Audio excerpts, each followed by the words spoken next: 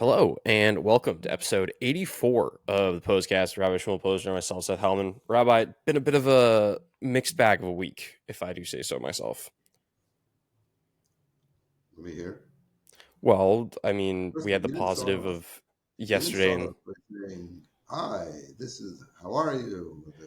yeah, What's I don't know. It didn't feel right this week. I mean, we obviously had the positive of hopefully the fighting is done now in the north, and with the ceasefire being agreed on, but with what happened in the UAE, it doesn't like sure you can be happy that there's going to be less people dying, but at the same time, like there's other things that are going wrong, and it's tough to feel super positive all the time when it feels like every single time something positive happens, we also have something negative, like very negative, associated with it. yes, yes. So there's been like a number of like Farbrengens online. As you know, this weekend, actually starting today, is the Kinnus HaShluchim, the annual conference of the Shluchim. 16 years ago, this week was the murder of the Shluchim in Mumbai, Gabi and Rivki Holzberg. So this, like, it just awakens that anything that happens negative sort of drifts back into your memory. You don't think about it consciously, but when something happens that connects to it's in halacha. The expression is chayze v'neir. Like you might have milk and meat together, and someone tastes it. There's a concept of it reawakens what's there. So if you have a little bit and it's nullified, but you're more into it, it can waken up what's there.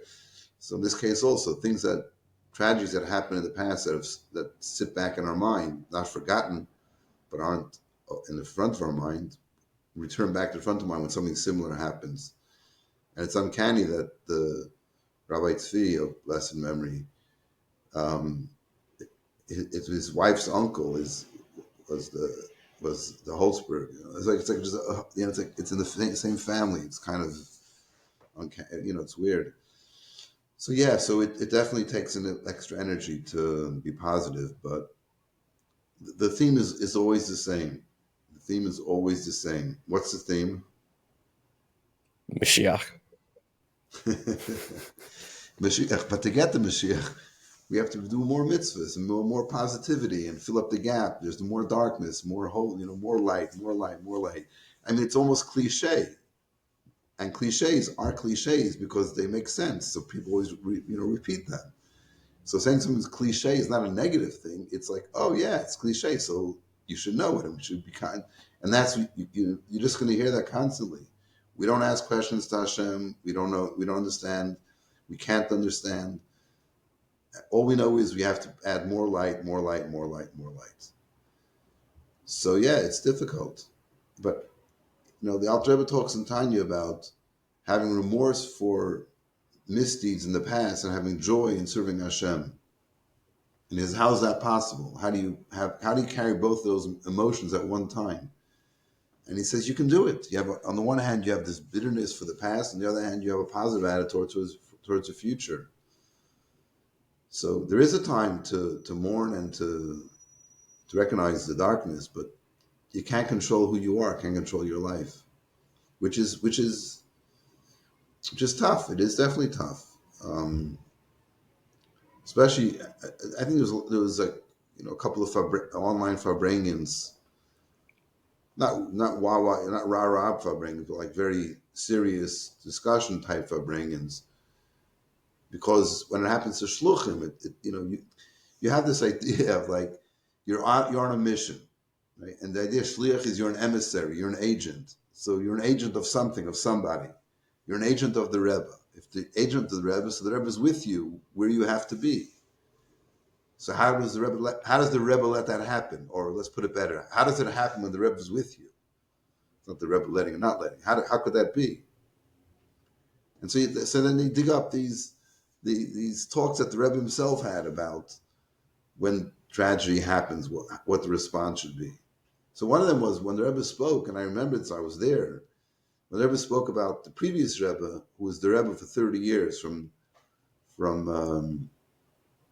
1920 to 1950, and the Rebbe broke it down into 10-year segments, 1920, 1930, 1930.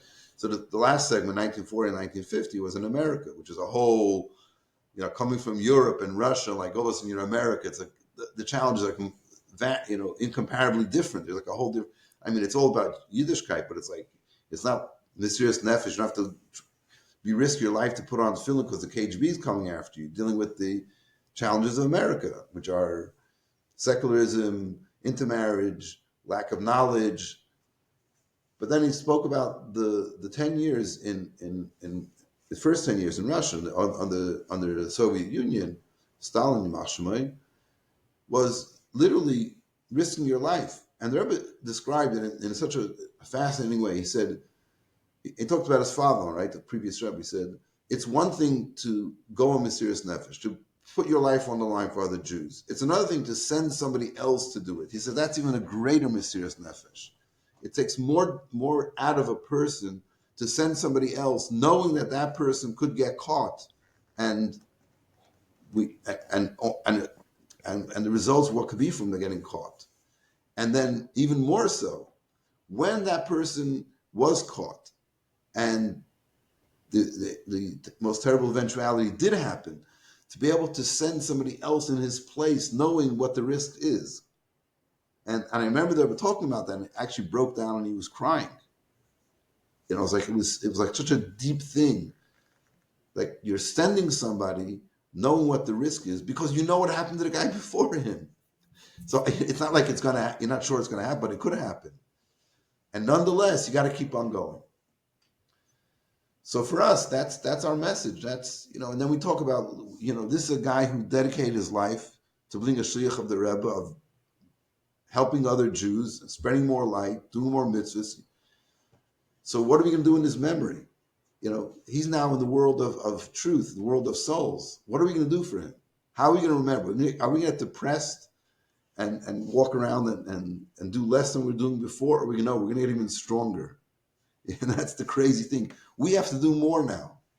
We have to translate into more energy, more power, and tell people you want to memorialize this guy. Don't sit there talking about how terrible this one was or that whoever did it. It's almost, that's a separate subject. It isn't even relevant to our lives personally. To us personally, is that we have to bring more light and basically do more mitzvahs. And he specifically was connected to kosher food. He had opened up in the UAE a kosher store for people that are traveling to have kosher food. I don't know exactly the details here, but so I saw in Chabad.org, keep kosher for a week. Yeah. He went to the effort to get food. I don't know what it takes to get kosher food into UAE, but it probably wasn't. It wasn't like a truck pulls up every Monday and delivers the Chol Yisrael milk. So it was a little more effort. But that was, he put his life. He invested his life into that. Part of what he did. So you, for a week, keep kosher and say, I'm doing it in his memory, in his honor. That's a beautiful and that's a great thing. That was what he would want. So I hear you. I hear that heaviness that comes and how dreadful it is. I mean, I felt it very powerfully by the Holzbergs. I took it really personally. Because to me, like, this idea of, like, you lose your life because you're a shliach of the Rebbe, that was the last generation's challenge. In Russia, like I said before, that was a reality. And people had to, you do what you had to do. But like, we're in America, that doesn't happen. That's old country stuff. Nobody's killing Jews just because they're Jewish. Come on, get over it. It's not well, we have all those stories, they're very inspiring stories for sure. But like, that doesn't happen now. And so when it did happen, it's like, oh my golly, what's going on? This is crazy. The whole world order is like shaken up. And that's what happened again now. But in a way, I think, I sent out an email basically saying what I just said to you now. You probably saw it. That we got to keep on going. They're trying to stop us. They won't stop us. And I got some responses. And some people expressed how broken they felt and how appreciative were that of a positive message. But I have a funny feeling a lot of people are a little bit numb. There's a war that well, Gaza's still going on. Lebanon, God willing, is over now. But when you see, if you're actually keeping track of what's going on, just like looking at a website, an Israeli website, an English one, every day the soldiers are being killed, are dying. So, and you see pictures of them. I think it's so important that you put a picture. You look at this person.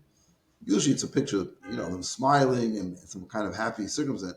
And either it could be 20 years old. It's like, wow, such a life is cut short so young, or it's somebody who's 40 years old who has 6 kids. Like, and you sit there for a second thinking there's a widow and 6 kids. In 1 second, it's over. Like, oh my golly, how are they going to go further? And so when you see that day in and day out, which sadly that's been going on, and then including that the 1,200 that were killed on Simchas Torah on October 7th. So in a way, it's overwhelming. And so I know in a crazy way, it's like, wow, you felt what you're feeling for this guy. That's fantastic. That's the way it should be. Every single one of them. We don't get numb to it. You have to focus. Every soul is unique, and sit there and think about this is a person who has a family, has a mother and a father and children or brothers and sisters. And having said all that, the sun rose today. So that means we have to get up in the morning and say Modani and put on our tefillin and daven and do more mitzvahs and do more good and trust in Hashem. That's basically what it comes down to. So yeah, it's definitely a challenging day, and it's hard to be happy and uplifted, and that's good. That's good. Be focused, but being focused is not the same as being depressed. Not that I'm not suggesting anything about you. I'm just saying in general, there is that that hole, that dark place you fall into, and that's why it's important, and that's why we talk about it now is amazing. This is fantastic because that's what you got to do. You got to talk to others. Sitting alone at home is the worst thing. You got to talk to other people. This is why you have the Pos-cast, because people are traveling. They can turn it on and think about something serious and be uplifted and inspired. That's really what Kinnus HaShluchim is, having thousands of shluchim gathering together, especially those that are remote areas. There still are remote areas in the world, where you don't, and in a way, wherever you are, it's somewhat remote compared to being with your family meaning like your brothers and sisters and parents, and extended family. When you go to the Kinnus HaShluchim, there's thousands of shluchim there, and you're just having conversations and meeting other people, and it's uplifting. And you can have serious conversations as well, and talk about these issues, and then you support one another. That's the whole idea, that by speaking, Daiga v'ish yasichena. There's a verse that says when there's a daiga, a worry in someone's heart, yasichena. The word yasichena in Hebrew, yasichena, so the sa sound could be a sin, or a samach. Yasichena comes from the word sicha. Sicha means to speak. You have a problem, you have an issue, speak about it. Or it could be a samach. That samach, we make it like hesach hadas. Distract your mind from it. So both of them come in. You have a problem, talk about it. When you talk about it, it'll leave. You get it out, you talk about it, you have a conversation, and then you can move on. So that's the bond that we have as one Jew to another Jew, and listening to uplifting talks from the Rebbe and things like that really help us turn this tragedy into something positive, or bring positive things out of it. Not make it into something positive, but to bring positivity from it. And that's the theme. That's the only theme there is. And sometimes you say, oh man, not that again. Like every time it happens, you'll see the Chabad rabbi, a little light dispels a lot of darkness. Every time. It's like guaranteed. You can do a search for light dispels darkness. You'll have 1,000 Chabad rabbis. That's something that happened. Doesn't matter what the circumstance. It's a negative thing. That's the answer. And I, when I talk to some of my buddies, we laugh at, oh, here we go. Light dispels darkness. Pretty And sure we had an episode like 2 or 3 weeks ago where you spent a bunch of time talking about that. right, right. So there you Like, I go. distinctly remember writing a description that said "the light in the darkness." When I write my emails, Chani says to me sometimes, because she's my editor. See, you're my producer, she's my editor. So she says, like, oh, you're doing that again. You're talking about, when something happens and I write what I feel. I talk what I feel. I'm feeling down. So I write about light in the, so you're talking about the darkness again. I said, no, I'm talking about the light that comes from the darkness. Because that's what it is. There is nothing else to talk about. There's nothing else in life to talk about. Light in the darkness. That's what it is. Even though we at the Begisha, I told you what the Rebbe, Chani said the Fabring was loud and proud. That's another. That's positive. That's uplifting. But loud and proud because of the darkness. I was just listening right before we started recording. I was in the Sikh of a Rebbe, and he was talking about this idea of when Jews are proud, they get respect from the non-Jews. Amazing. It was in the 80s at some point. I'm not sure. I don't even remember. I can't even get exactly what the context was, but that was definitely the message. And interestingly, parenthetically, at the Begisha Farbrengen, this girl said, "What's about the girls? We can't put on tefillin, right?" So I gave her the whole challah and mikvah and lighting Shabbos candles. And the Rebbe in that sikha talks about how when a woman dresses differently than the people around her, that also they recognize, oh, this is a Jewish person because they dress in this unique way. Unique means in a modest way, which I thought about it at the Farbrengen to say that. But but who am I to start telling girls about being dressed, how they should dress? And there could be girls sitting at amongst the people at the Farbrengen who wouldn't be dressed properly. Like that would be like just basically embarrassing them completely.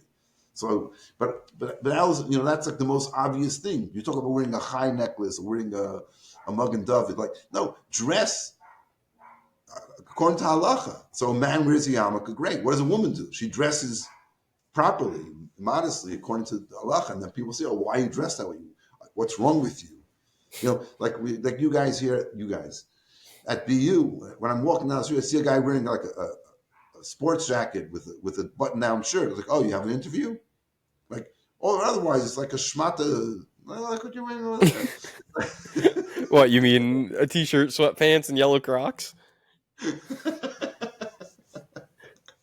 The exact thing that I wore every day of my college career once I got the Crocs. Higher than yellow Crocs.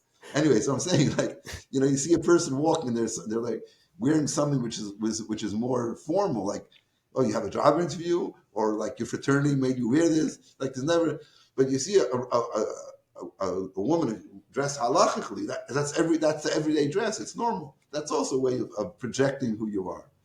Anyway, that's the story. Yeah, so that's it. Loud and proud, but yeah, light in the darkness. There's nothing else to talk about. That's the only thing. We're in a dark place. We got to be more light. That's it. And you're right, but we have to be, and that moves us on to the topic of the day, which of course, thanks. One word. Giving. It's not one word. It's two separate words because we can't.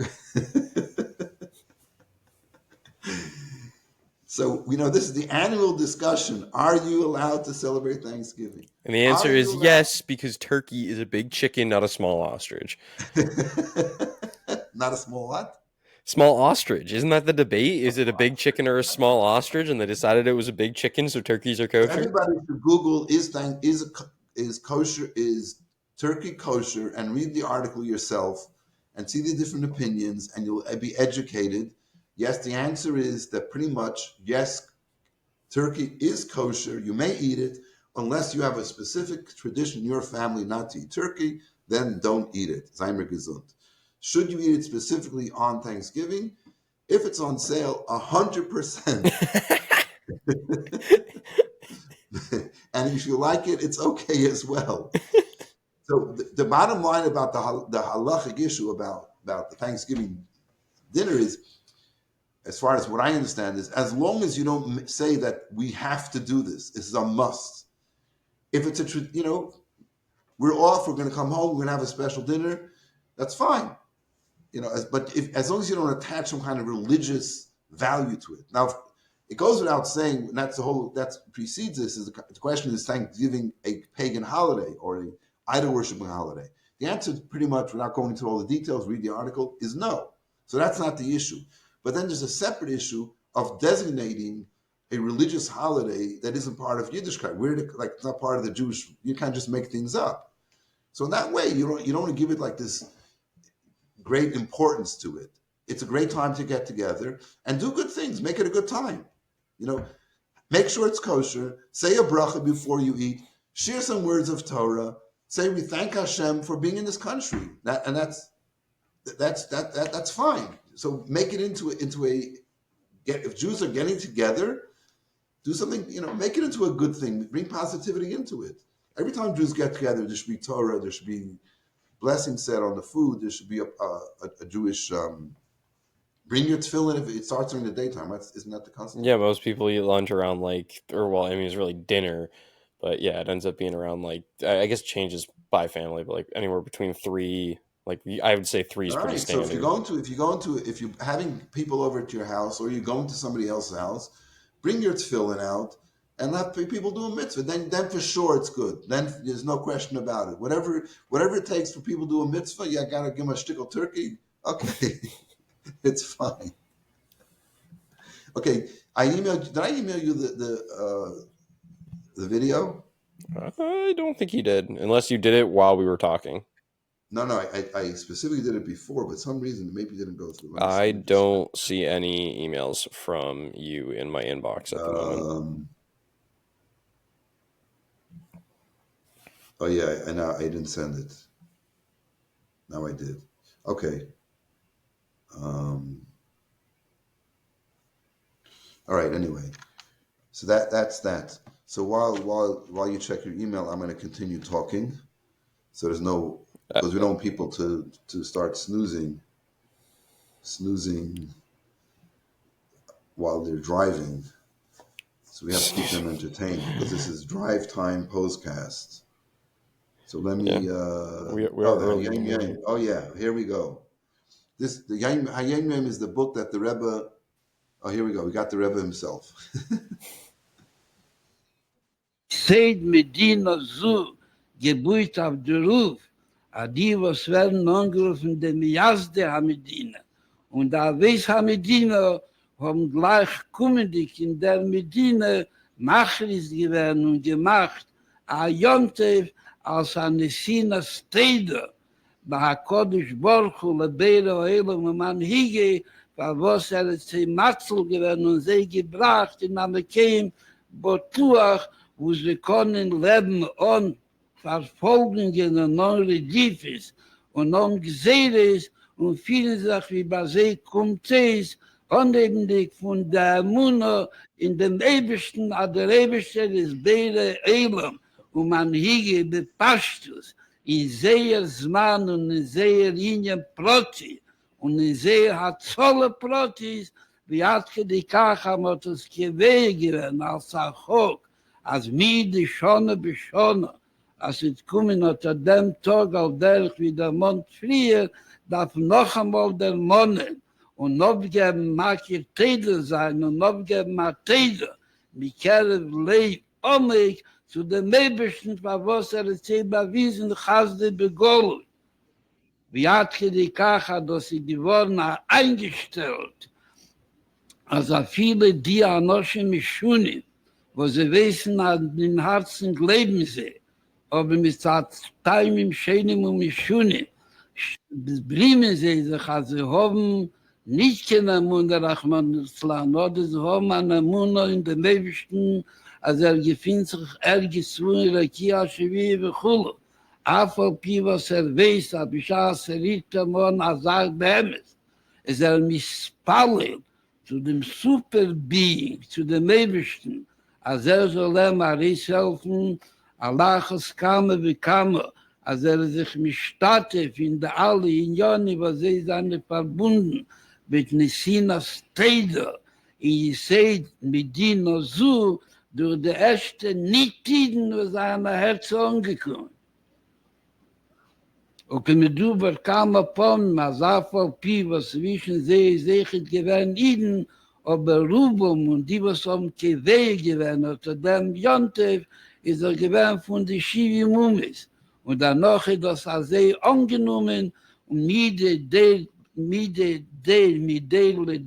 Ade Reinu Zeh. Okay. Whenever I watch this, I read the English and I listen to the Yiddish, and like any translation, it's never perfect, but there's a certain element that gets edited out of the Yiddish. I'll give you two examples of what we just watched. He says, there are some people that don't believe. And he says and in Yiddish, he said, for some bizarre reason. Like it's just one word, mishuna, for some bizarre reason. And then they talk about how they don't believe. But in Yiddish, the word is, they boast about how they don't believe. So, like the Rebbe doesn't, and it's aside from the idea of talking about Thanksgiving, it's like a powerful thing the Rebbe is saying. There are those people who say they don't believe until they need something and they pray to God. So it's a given that every Jew believes in Hashem. That's it. There's no question about it. Or even every human being believes in God. And it's just that they, for some reason, for some unknown reason, for some bizarre reason, they claim they don't believe until they need something. And then all of a sudden they're talking to God and asking God for it. What's the saying? There's no such thing as an atheist in a foxhole. Right. So in the teaching of the Hayom Yom, which is a daily teaching in the book that the Rebbe compiled in 1943 from his father-in-law's, the previous Rebbe's teachings, he says that in matters of, let me get the English here. In matters of material things, a person should always look at someone who's lower than him and thank Hashem for his kindness to him. In spiritual matters, one should always look at someone who's higher than oneself and pray to Hashem to give him the understanding to learn from that person and to be able to go higher and higher. So material things should always be thankful for what you have. Think about who has less. And in spiritual things, you should look at somebody who's better and strive to do more. I thought it was like a fascinating insight. In fact, in the Aleinu we say, there's a passage say, that Hashem is on the heavens above and in the earth below. So, Bashamayim in heaven, Memal, look up. When we talk about heavenly things, always look to someone who's above you. Ba'ala'aretz mitachas, and the earth below. Look, we're talking about earthly things, material things. Look down to someone who has less than you. This is a good instruction for life. You want to be happy? You want to be productive? You want to be a good person? Material things, always look at someone who has less than you. Spiritual things, always look at someone that's doing more than you and try to do more. Okay, now, under the column of divine providence, hashgacha pratis, learning things that happen. So I was listening to the weather report a few days ago, and they were saying, because we haven't had rain for a long time, right? So they're saying that, well, it was like Friday or something when it was raining, it was a few hours of rain. It said it's been a lot of rain, but it's not going to help because there's been a lot of forest fires, brush fires in the New England area. It's not going to help for those fires because the rain is not enough to get into the ground, and the fire is under the ground. I'm like, what? The fire is under the ground? What are you talking about? So I'm not really sure exactly what that means practically. I guess it means that if there's, if you have a lot of brush or something, so the top can be wet, just, there can be stuff still burning underneath. But that's what they said. I said, oh my golly, this is mamish chasidus. That even though there's dirt on top, the fire is still burning underneath. In other words, there's light in the darkness. No, this is, don't laugh about that. So this is more about the soul of a Jew. The soul of a Jew. You look at another Jew and say, oh, because there's actually a verse, and it's from Shir Hashirim, Song of Songs, but it's also, a lot of Chassidus is written about this. It says, Mayim Rab le'yuchel chabes ha'ava. The multitude of waters will not be able to quench the love to Hashem, and rivers won't be able to drown it. So what that's talking about the neshama. Even though we have, the swirling waters of worldly matters are not going to be able to quench, to drown out the power of the soul that exists in every Jew. So that idea is something that's very much talked about in a number of Hasidic discourses. So this idea that inherently, you look at a Jew, every Jew has a neshama, and that neshama, no matter what you do, you can't get rid of it. You can't destroy it. It's always going to remain. You can cover it. You can try to ignore it, but it's there. So this is the same. The fire under the earth, the water can't penetrate there. That was just something that hearing everything you hear in the world is a lesson in serving Hashem. And finally, I was talking to my good friend Baruch Silverstein. If you know who he is, good. If you don't, doesn't matter. He was at the Chabad over 30 years ago, and got very involved in Baruch Hashem, a very upright, devout Chabad Lubavitch Jew, married, has a son, Baruch Hashem. Just a great guy. So he reminded me about this yesterday. I actually learn with him once a week. Anybody listening to this who wants to schedule an hour with RSP to learn, it could be in person or it could be via electronic means. There's availability, but you gotta be responsible. Anyway, so he was telling me that Tali Lowenthal is a rabbi and a academic who lives in London, and his dissertation, his Rabbi Dr. Tali Lowenthal, was on the Mittler Rebbe's Chassidus. The Mittler Rebbe's second Lubavitch Rebbe. The Mittler Rebbe's Chassidus is known to be very deep, and he wrote it, and actually came out. He actually published his thesis later on in a book. So my friend Baruch was traveling through. So Tali Lowenthal, there's a meeting of Jewish academics, and many times that happens here in Boston. So he would come to Boston for that conference, and he would stay with us for Shabbos, and I would have him speak to the students, to the Chamadas on Shabbos. And this Baruch heard him speaking and loved him. A few weeks later, a little bit time later, he was traveling to Eretz Yisrael, and he was stopping in England. So he said, set me up with Tali Lowenthal for Shabbos. So he stayed with Tali Lowenthal for Shabbos.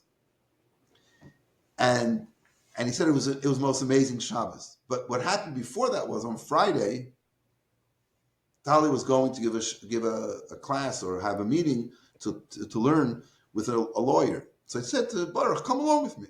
So he went along. So they had the class, and then the lawyer says, who's this guy? He said, he's a guy from America. He's coming on the way to Israel. So a guy from America, he needs to see London. So I guess this lawyer is well-to-do. He had his chauffeur take him around in his Rolls Royce to get a tour of London. So I think that was just so amazing that 30 years later, he still remembered visiting him and the whole thing. Anyway, that's just to know that when you do something for somebody, you do a favor for them, or you help them out, or you teach them some Torah, you might forget about it, but if they remember and it sticks with them, that's what's the most important thing. And that's why when I meet people and they say, you remember this, remember that, I don't have to remember. If you remember and it had an effect on you, that's the most important thing. That's my excuse now.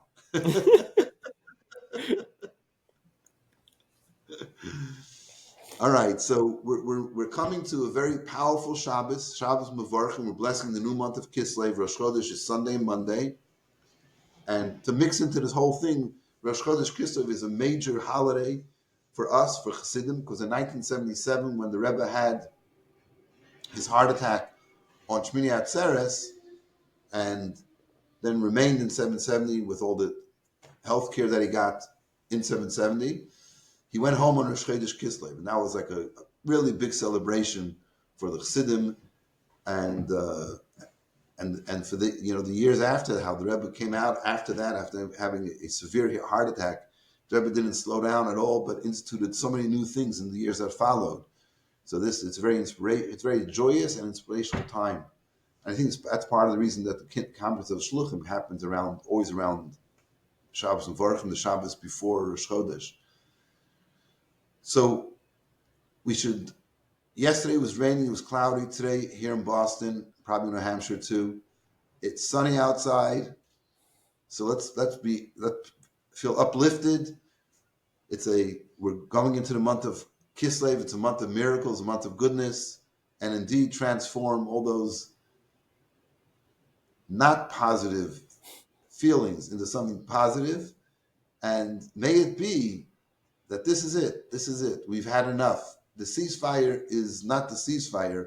It's going to be the transformation of all darkness into light. Mashiach now, mamish. Amen. With that, thank you so much for listening to episode 84 of the Pos-cast. Rabbi Shmuel Posner. We will see you next week.